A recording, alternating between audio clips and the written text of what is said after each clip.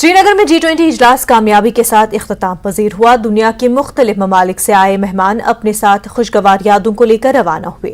इजलास में लोगों की उम्मीदों के मुताबिक बात हुई और अब ये उम्मीद की जा सकती है कि कश्मीर में फिल्म टूरिज्म के दोबारा आगाज के साथ ही बैरून ममालिक से भारी तादाद में सयाह कश्मीर का रुख करेंगे। हमारे नुमाइंदे आबिद हुसैन ने जायजा लिया। कश्मीर में कामयाब G20 समिट हुआ और जो चैलेंज था वो कहीं ना कहीं कंप्लीट हुआ और जो मेहमान है वो अब वापस जा चुके हैं बिना किसी रुकावट के। हालांकि इंतजामिया ने पहले ही जो सिक्योरिटी है उसके कड़े इंतजाम किए गए थे और आज क्योंकि कल से जो ये मेहमान थे इनका जाने का सिलसिला वो शुरू हुआ था और आज जो बाकी मेहमान थे वो अब वापस लौटे हैं, क्योंकि इन मेहमानों के अलावा मुल्क से काफ़ी सारे मेहमान आए थे जो कल्चर से वाबस्ता है, फिल्म से वाबस्ता है, क्योंकि बात लगातार हो रही थी यहाँ पर फिल्म टूरिज्म को एक मरतबा फिर से बढ़ावा देने का। और जिस तरह से इस समिट में बात हुई तो अब कहीं ना कहीं लोगों को उम्मीद है एक मरतबा फिर से यहाँ पर बॉलीवुड और हॉलीवुड की फिल्में शूट होगी और जब वो शूट होगी एक तरफ से फिर से जो फॉरेन टूरिस्ट है वो यहाँ आएंगे और जब वो टूरिस्ट यहाँ पर आएंगे यहाँ के लोगों का रोजगार भी बढ़ेगा। जहांगीर अजीज के साथ आबिद हुसैन, न्यूज़ 18 श्रीनगर। कश्मीर के ADGP विजय कुमार ने G20 इजलास की कामयाबी के साथ मुबारकबाद दी। उन्होंने ट्वीट करके मुबारकबाद पेश की। उन्होंने सिक्योरिटी एहलकारों को मुबारकबाद पेश की।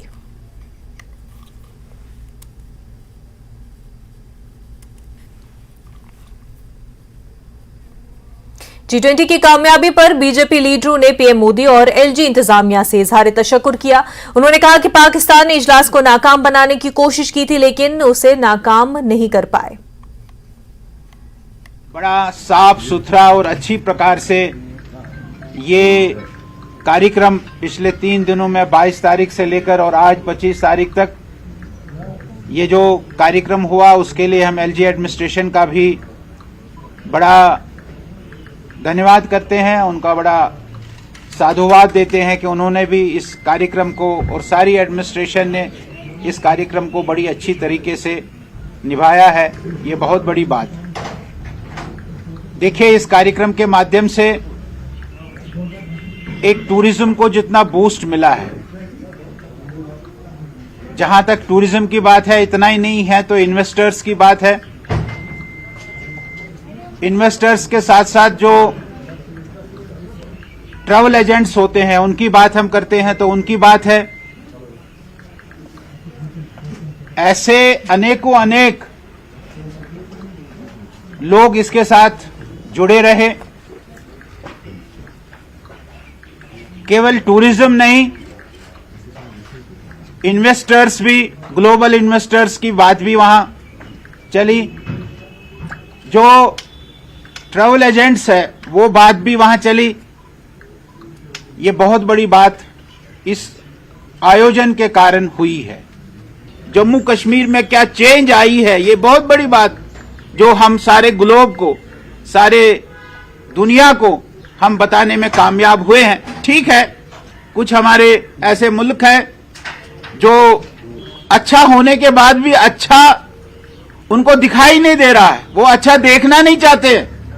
उनकी अपनी सोच हो सकती है, लेकिन बाकी जो सारे मुल्क थे जो यहां आए थे उनके माध्यम से पूरे ग्लोब में, पूरे दुनिया में एक पिक्चर गई है कि आर्टिकल 370 के हटने के बाद कितना बड़ा बदलाव कश्मीर में आया है। ये इस समिट ने उसमें किया है। एक धन्यवाद करना चाहता हूं कि हमको मौका मिला और इसको हमारी एडमिनिस्ट्रेशन ने बहुत अच्छे तरीके से संपन्न किया। ये बहुत बड़ी बात है। देखिए, सबसे पहले मैं देश के प्रधानमंत्री का शुक्रिया अदा करता हूं और LG एडमिनिस्ट्रेशन का भी शुक्रिया अदा करता हूं, उनको मुबारकबाद देता हूं कि इतना बड़ा जो इवेंट कल यहां कश्मीर में हुआ, जबकि इसको एक चैलेंज के तौर पर यहां माना जाता और जो यहां के रीजनल पार्टीज है उन्होंने बड़ी उंगलियां उस पर उठाई थी और शायद मुझे लगता था उनके अंदर एक शक था कि शायद ये G20 यहां हो नहीं पाएगा, इसलिए बार बार उन्होंने ऐसे स्टेटमेंट दे दिए। लेकिन पुलिस एडमिनिस्ट्रेशन और LG एडमिनिस्ट्रेशन का शुक्रिया अदा करते हुए आज इतना बड़ा इवेंट पीसफुली यहाँ हुआ और यहाँ के लोगों ने उनके साथ भी इंटरेक्शन किया और इसके साथ साथ ये पाकिस्तान के मुंह पे भी एक बहुत बड़ा तमाचा है। जिस पाकिस्तान के आतंकवादियों ने धमकी दी थी कि G20 समिट से लोगों को दूर रहने की उन्होंने धमकी दी थी, लेकिन उसके बरक्स भी लोग आए और लोग उनसे मिले और कल पोलो में लोगों ने इनका बड़ा इस्तेमाल किया और निशात में भी लोगों ने इस्तेमाल किया। ये पाकिस्तान की जो हार पहले हो चुकी है, अब उस पर ये और ज़्यादा एक थप्पड़ उनके मुंह पे है जिस तरह से G20 समिट यहाँ कामयाब हो गई। देखिए, इलेक्शन की प्रोसेस चल रही है और इलेक्शन मुझे लगता है कि बहुत जल्द यहाँ इलेक्शन होगी। जिस तरह से G20 समिट यहाँ बहुत अच्छी तरह से कामयाबी के साथ चलेगी और इलेक्शन भी अब आने वाले दिनों में शायद इलेक्शन का भी ऐलान होगा। भारतीय जनता पार्टी इलेक्शन के लिए तैयार है, हम भी चाहते हैं इलेक्शन हो और कब इलेक्शन होगी हमें जहाँ हमें तक अंदाजा है सारी प्रोसेस खत्म हो गई है और अब इलेक्शन भी बहुत जल्द होने वाला है। जम्मू कश्मीर के लोग श्रीनगर में G20 इजलास की कामयाबी पर खुश हैं। पुंछ के बाशिंदों में खुशी की लहर देखी गई। मंदुबीन के लिए पुंछ समेत कई सयाती मकामात गैर मुल्की मेहमानों के सामने आवेजा और नुमाया किए गए हैं। मरकजी हुकूमत, लेफ्टिनेंट गवर्नर, इंतजामिया और वजीर आजम नरेंद्र मोदी से पुंछ के सयाती मकामात को उजागर करने पर मकामी लोगों ने इजहार तशक्कुर किया। उन्होंने कहा कि पुंछ में भी सयाहत को मजीद फरोग मिलेगा। पुंछ जिला और कश्मीर की तरह मुल्क और बैरून मुल्क से सयाह आएंगे। कॉन्फ्रेंस के मंदुबीन को प्रोजेक्टर पर जम्मू के सयाती मकामात के बारे में आगाह किया गया। उनमें जिला पुंछ के आबशार नूरी छम, गुरुद्वारा नानगली साहब समेत जिले के कई सयाती मकामात भी दिखाए गए। नरेंद्र भाई मोदी जी को बहुत बहुत मुबारकबाद पेश करता हूं कि उन्होंने कश्मीर के अंदर ये जो G सम्मेलन सक्सेसफुल करवाया है, क्योंकि आपने देखा कि पिछले 60 सालों में जो भी सरकारें यहाँ पे रही उन्होंने एक दहशतगर्दी का माहौल क्रिएट किया हुआ था। तो आज ये जो पूरे दुनिया ने देखा कि कश्मीर वैली के अंदर भी जो G सम्मेलन सक्सेसफुल तरीके से हुआ। पुंछ के लोगों को तो देखें, जैसे हम ये मुबारकबाद पुंछ के लोगों को भी देते हैं और गवर्नमेंट को भी देते हैं, खास सारी जो LG एडमिनिस्ट्रेशन है कि पुंछ के जो नूरी छम इलाके को भी वहाँ पे हाईलाइट किया गया। और आने वाले वक्त में उम्मीद है मुझे कि जैसे नंगाली साहब हो, साईं बाबा मीरा बख्श की ज़ियारत हो, बूढ़ा अमरनाथ हो या दशनामी अखाड़ा पुंछ हो, इस तरीके के भी जो हमारे जो टूरिज्म स्पॉट हैं और जो मान्यता की जगह है उनको भी वहाँ दिखाया जाए। सबसे पहले तो मैं गवर्नमेंट ऑफ इंडिया का धन्यवाद करूंगा कि जैसा कि आप सब जानते हैं कि G20 सम्मेलन में खासकर टूरिज्म को जब बात हुई है तो उस पर पुंछ के जो टूरिस्ट स्पॉट है जैसे कि नूरी छम है उसको भी दिखाया गया है। तो ये पुंछ के लिए एक बड़ी फख्र की बात है। हालांकि पुंछ सीनिक ब्यूटी में अगर देखा जाए तो काफ़ी खूबसूरत है, चाहे आप लोरन मंडी सब्जियाँ चले जाइए और भी जो हमारे पीछे पहाड़ों के ऊपर चले जाइए, काफ़ी खूबसूरत जो है वो इलाके हैं। लेकिन इससे पहले जो है वो सरकारें नज़रअंदाज करती रही इन इलाकों को, यहाँ टूरिज्म को डेवलप नहीं किया गया उस लेवल के ऊपर। रिलीजियस टूरिज्म का पुंछ के अंदर बहुत बड़ा स्कोप है।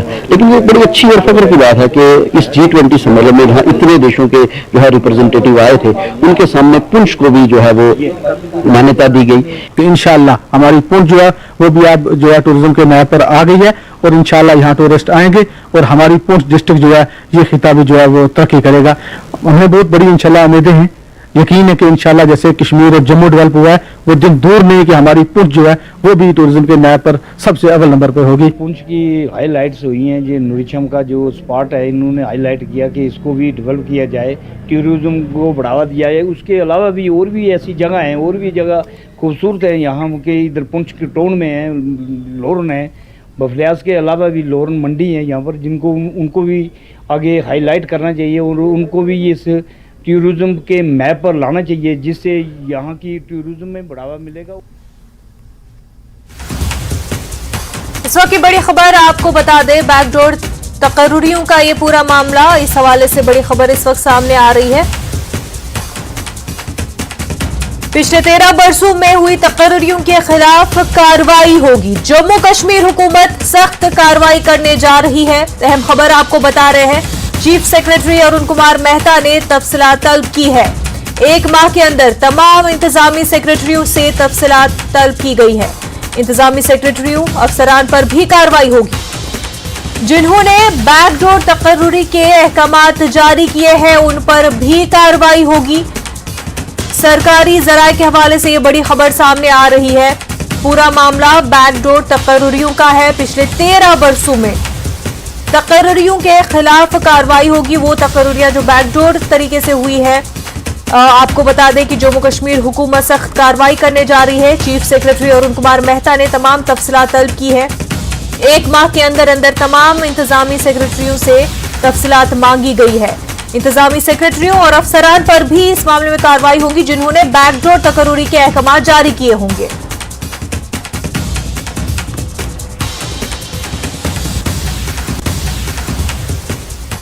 आगे बढ़ते हैं। जोन एजुकेशन ऑफिस अवंतीपुरा ने लाड़कीपुरा में फजाई आलूदगी पर एक प्रोग्राम मुनक्किद किया। प्रोग्राम में chief education officer Abdul Qayoom Nadvi मेहमान खुसूसी रहे। प्रोग्राम में मुख्तलिफ स्कूली बच्चों ने फजाई आलूदगी पर मकाले पेश किए और इस बात पर जोर दिया कि हमारा माहौल साफ सुथरा रहे। प्रोग्राम में तलबा को इनामात से नवाजा गया। जो G20 प्रेसिडेंसी के रेफरेंस से हमारे बहुत सारे प्रोग्राम हुए, उनमें से एक प्रोग्राम आज यहाँ एनवायरनमेंट पर हो रहा है और पोल्यूशन और एनवायरनमेंट से मुत्तलिक चीज़ें डिस्कस हुई हैं जिसमें बच्चों ने हिस्सा लिया है और आसपास के स्कूलों ने भी हिस्सा लिया है। वहाँ के स्टाफ भी आए हैं, प्रिंसिपल्स आए हैं और मैं खुद भी यहाँ मौजूद हूँ। ये प्रोग्राम्स हमारे इस जोन में बनाने का या हमारे डिस्ट्रिक्ट में ये प्रोग्राम करने का मकसद यही है कि हमारे बच्चे जो हैं इनको क्वालिटी एजुकेशन मिल जाए, इनकी एजुकेशन जो है अच्छी मिल जाए, तो हमारे जो भी स्कूल है या हमारा डिस्ट्रिक्ट है ये न्यू हाइट्स में आगे होना चाहिए। ब्रेक के बाद आपका खैर मकदम है। दिल्ली में एक प्रोग्राम से खिताब करते हुए वज़ीर दिफा राजनाथ सिंह ने कहा कि भारत की फौज की बहादुरी के चर्चे दुनिया भर में हैं। दुनिया हमारी फौज के साथ मशक करके सीखना चाहती है। उन्होंने कहा कि मुल्क के मफादात के तहफ़्फ़ुज़ के लिए हमारी फौज के पास एडवांस टेक्नोलॉजी होनी चाहिए क्योंकि भारत अपनी सरहद पर दोहरे खतरे का सामना कर रहा है। दुनिया के साथ कदम से कदम मिलाकर चलने के लिए हमारा टेक्नोलॉजी एडवांस होना जरूरी है। इसके लिए DRDO और एकेडमी मिलकर काम करें। आज हम दुनिया की सबसे बड़ी सेनाओं में से एक हैं और हमारी सेना के शौर्य और पराक्रम की चर्चा आज पूरी दुनिया में होती है। आप लोगों में से बहुत सारे लोगों को नहीं मालूम होगा कि भारत के सेना के शौर्य और पराक्रम की चर्चा दुनिया में होती है। मैं जाता हूं, बराबर कई देशों में जाना हुआ है, वहां के लोगों से बातचीत हुई है। हमारे देश की सेना के, हमारे चाहे आर्मी हो, नेवी हो, एयरफोर्स हो, उसके साथ लोग एक्सरसाइज करना चाहते हैं, वहां से कुछ सीखना चाहते हैं। यह सबकी इच्छा रहती है। ऐसे में यह हम सबके लिए अनिवार्य हो जाता है कि देश के हितों की सुरक्षा करने के लिए हमारे पास एक टेक्नोलॉजिकली एडवांस सेना हो। और भारत जैसे देश के लिए तो यह इसलिए भी बेहद महत्वपूर्ण हो जाता है क्योंकि हम अपनी सीमाओं पर दोहरे खतरे का सामना कर रहे हैं। आप सबको अच्छी तरह मालूम। नेशनल कॉन्फ्रेंस के लीडर और रुकने पार्लियामेंट हसनैन मसूदी ने कहा कि अगर जम्मू कश्मीर में हालात साजगार हैं तो इलेक्शन क्यों नहीं कराए जा रहे। उन्होंने कहा कि अफसरशाही लोकशाही का मुतबादिल नहीं हो सकता। उन्होंने साथ ही कहा कि पार्लियामेंट बिल्डिंग के इफ्तिताह का हक सदर जमहूरिया का होता है। उन्होंने हुकूमत पर सदर जमहूरिया के ओहदे की ताजीम नहीं करने का इल्जाम लगाया। एक लोकशाही का मुतबादिल नहीं हो सकता है तो आप कैसे वो नॉर्मलसी की बात करेंगे कि नहीं जी 5 अगस्त के जो 2019 के फैसले वो जी हलक से उतारने की बात है या जी वो अब कबूल है, वो बात है नहीं। वो नुमाइंदा एक सरकार दी। अब आपका कहना है कि नहीं जी यहाँ पर पंचायत इलेक्शन है, यहाँ पर पंचायतें हैं, यहाँ पर मुझे कहिएगा जो आपका सारे मुल्क में जो आप इंतखाब करने जा रहे हैं, अभी आपने कर्नाटक का किया, नॉर्थ ईस्ट का किया, अभी राजस्थान का कर रहे हैं, मुझे क्या वहां पर पंचायतें नहीं है? क्या आपका वहां पर यह इस्तेदलाल रहता है कि भाई यहाँ पर पंचायत है तो हम इलेक्शन नहीं करेंगे? इलेक्शन के बाद जो यहाँ की सियासी उमंगें हैं जो वो अगर आप नॉर्थ ईस्ट में पूरी कर रहे हैं, यहाँ क्यों नहीं कर रहे हैं? यहाँ के लोगों क्यों? देखिए, अगर आपको हमसे प्यार है, जम्मू कश्मीर की आवाम से प्यार है, तो हमारी जमीनें हैं, हमारे रोजगार है, हमारी नौकरियां, वो क्यों छीनी जा रही है? उनको क्यों मुतासिर किया जा रहा है? जबकि आप नॉर्थ ईस्ट में बिल्कुल एक एग्रेसिव पीस इनिशिएटिव ले रहे हैं, तो यहाँ पर उसका आप क्यों नहीं यहाँ पर भी वही रिपीट कर रहे हैं? यहाँ पर क्यों है नौकरियों से बेदखली, नौकरियों से निकालना, पब्लिक सेफ्टी एक्ट का लगाना, तो वो सारी चीजें जो है पाबंदियां, कदगने, तो वो क्यों कर रहे हैं आप सिर्फ एक डेवलपमेंट को नहीं लेंगे जब तक पीस और डेवलपमेंट इकट्ठे नहीं जाएंगे। जब तक आप ये नहीं कह सकते, आप आइसोलेटेड कंपार्टमेंट्स में नहीं ले सकते। आपको एक हॉलिस्टिक, एक मजमूई अप्रोच लेना होगा और मजमूई अप्रोच का अहम हिस्सा है कि आप यहाँ की सियासी उमंगें पूरी कीजिए। सियासी उमंगें पूरी होंगी, अमन होगा तो फिर तरक्की बात। अगर अभी जो प्रधानमंत्री है वो नए जो पार्लियामेंट हाउस है तो उसका वो उद्घाटन कर रहे हैं, तो आप उस समारोह का क्यों बाइकआउट कर रहे हैं? जो अपोजिशन पार्टीज है आप उनके साथ क्यों मिले? आपको नहीं जाना चाहिए था क्योंकि आप मेंबर पार्लियामेंट। देखिए जनाब, बात यह है कि उसूलों की बात है, मर्यादा की बात है, मान मर्यादा की बात है। पार्लियामेंट जो है आज 100 साल के बाद एक नया पार्लियामेंट शुरू हो रहा है। हक बनता है अगर किसी का इस पार्लियामेंट का शुरुआत इनॉग्रेट करने का, वो बनता है राष्ट्रपति का, सदर जमहूरिया का। सदर जमहूरिया फर्स्ट सिटीजन है मुल्क की, वो और जो तारीफ की गई है, जो लिखा गया आईन में जो दर्ज है वो ये है कि पार्लियामेंट मुश्तमिल होगी तीन, एक सदर जमहूरिया, एक लोकसभा, एक राज्यसभा, उन्हीं का हक बनता है। अब ये क्या बात हुई कि 400 मीटर दूर वो है उनका क्या नाम है जो प्रेसिडेंशियल हाउस है, राष्ट्रपति भवन है, और वहां से आपको यहाँ उनको नहीं बुला रहे हैं, और जबकि इतना बड़ा अवसर है, एक तारीखी मौका है, आप उनको क्यों दो रहे हैं? मेरा ये कहना है कि अगर आप हर जगह मुल्क में ये कह रहे हैं, क्रेडिट ले रहे हैं कि हमने पहली बार यहाँ पर एक खातून को सदर मुंतखब करने में हमने सपोर्ट दिया, जो एक ऐसे तबके से है, एसटी से है, तो अब जब आप वो कह रहे हैं, वो दावा कर रहे हैं, तो फिर उनको वो मुकाम क्यों नहीं दे रहे हैं, वो इज्जत क्यों नहीं दे रहे हैं, वो एजाज क्यों नहीं दे रहे हैं जो एजाज की वो मुस्तहक है आइन के तहत? चुनाव हुआ जो असेंबली मेंबर होगा उसको मालूम है अपने इलाके का क्या मामले हैं, कहाँ पर क्या है, उसकी टोपोग्राफी क्या है, टेरेन क्या है, सब मालूम है। यहाँ किसको कहेंगे? देखिए अफसरशाही क्यों नहीं, फिर आइन में कल्पना क्यों की गई है कि नहीं लोकशाही होनी चाहिए? फिर अफसरशाही हर जगह होती। प्राइम मिनिस्टर साहब के बजाय 4-5 अफसर होते हैं मरकज में, और 4-5 अफसर सारी रियासतों में होते हैं, और वही चलाते। लेकिन ऐसा होता नहीं, हम करोड़ों रुपए अरबों रुपए लगाते हैं इलेक्शन पर खर्च। अभी कर्नाटका में, अभी राजस्थान आ रहा है, अभी मध्य प्रदेश आ रहा है, अभी नॉर्थ ईस्ट से हम आगे। लेकिन जनाब क्या वजह है कि आप यहाँ पर नहीं कर रहे हैं, जबकि आप दिन में 10 बार ये दावा कर रहे हैं कि सब नॉर्मल है? सरकार को लगता है तब्दीली आ चुकी है, पथराव नहीं है, सब कुछ नहीं है। फिर मैं वही सवाल दोहराऊंगा, फिर ये इलेक्शन क्यों नहीं? देखिए कौन सी चीज है जो आपको इलेक्शन से रोकती है? अगर आपका कहना है कोई पथराव नहीं, कोई संगबाजी नहीं, कुछ नहीं, लेकिन आप कहिए फिर क्या आपकी क्या दानिश में क्या अमर मान्य है? कौन सी चीज है जो आपको रोकती है? ये मुतालबा यहाँ का नहीं, ये जम्मू का है, कठुआ का है, हीरानगर का है, उधमपुर का है, सब जगह का है। तो क्या आपको क्या रोक रहा है ये इस इलेक्शन के निकाल से? क्यों नहीं कर रहे हैं आप इलेक्शन? इलेक्शन होता तो आप कहते वहां की असेंबली पूरी है, वहां पर चर्चा होती है हर एक मसले की। जब आप वो अवसर ही नहीं देते हैं तो किस अफसरशाही में किसके पास हम जाएं? और जो हमारे डिस्ट्रिक्ट मजिस्ट्रेट से उनको आपको बिजी रखा है वीसीज में, उनको दिन में 4 वीसीज अटेंड करनी पड़ती है, तो वो लोगों को टाइम नहीं दे सकते हैं। तो जनाब हर एक मसले का हल है, पहले आवाम को मौका दिया जाए कि वो अपने नुमाइंदे चुने, फिर नुमाइंदा सरकार हो, फिर बाकी जो मामले हैं। लेकिन यही आपका जो स्टैंड है, जो मौक़िफ़ है, उसकी तकजीब तो यही करता है कि आप इलेक्शन नहीं कर रहे, उसकी नफी कर रहा है। तो जब हम फिर कह रहे हैं कि भाई अगर कहीं पर जो पीस है ये डिसेप्टिव पीस है, भाई ये गलत है कि लोगों ने वो हलक से उतारा है जो फैसले किए। लोग अभी भी इस पर इंसिस्ट कर रहे हैं कि उनका तशक्कुस, उनकी कॉन्स्टिट्यूशनल गारंटीज जिनकी जमानत दी गई थी 1947 में, 1950 में, 1952 में, वो 1975 में, वो पूरी हो, तो फिर हमारा मौक़िफ़ तो सही तो साबित होता है ना। तो आप ऐसा कीजिएगा तो जनाब यहाँ के आवाम को अपनी हुकूमत चुनने का मौका दिया आप, और उसके बाद जो भी बहस तमीज़ होगी वो तो वही पर करेंगे, होगी नुमाइंदे आवाम के होंगे, वही मदावा करेंगे, उन तक एक्सेस होगी, उन तक परसाई होगी, उन तक पहुँच होगी।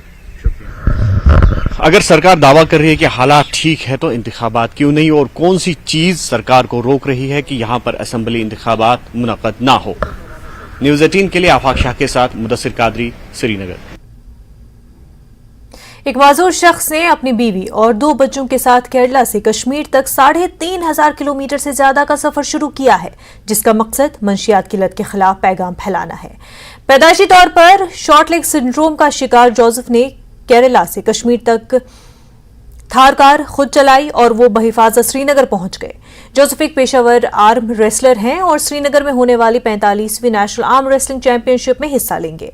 वो अपनी अहलिया के साथ, जो पेशे से डॉक्टर हैं, मंशिया से मुतल्लिक आगाही मुहिम भी चलाएंगे।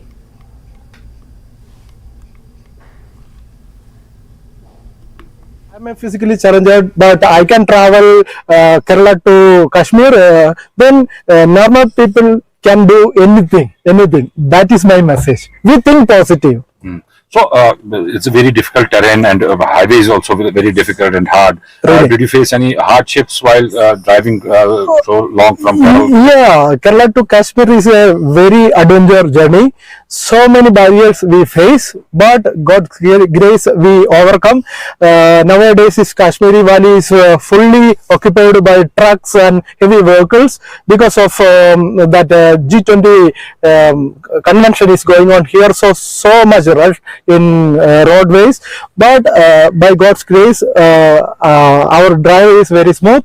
People are very helping, also police and other people, all facilities are very alert here, so I am so happy. This journey is very appreciable. It gives a message to our youth and family. Family harmony is must in our society. It is give motivation to our children. मंशियात की लानत और इंसानी जिंदगी पर उसके तबाहकुन असरात के बारे में government boys higher secondary school Banihal में स्कूल के NSS यूनिट के रजाकारों की तरफ से एक प्रोग्राम का इनेकाद किया गया। इस प्रोग्राम की सदारत प्रिंसिपल अब्दुल रशीद गिरी ने की और इस मौके पर नेशनल सोशल सर्विसेज के प्रोग्राम अफसर मंजूर अहमद कामगार ने समाज में मंशियात की फैलती जा रही बिद्दत और इसके इंसानी जिंदगी पर रोनुमा होने वाले तबाहकारियों के बारे में रोशनी डाली गई। मुकर्रिरीन ने बच्चों से तलकीन की कि वो समाज में फैलते जा रहे मंशियात के रुझान को जड़ से उखाड़ फेंकने के लिए अपना फर्ज अदा करें और अपनी सेहतमंद जिंदगी में ड्रग्स को करीब भी न आने दें।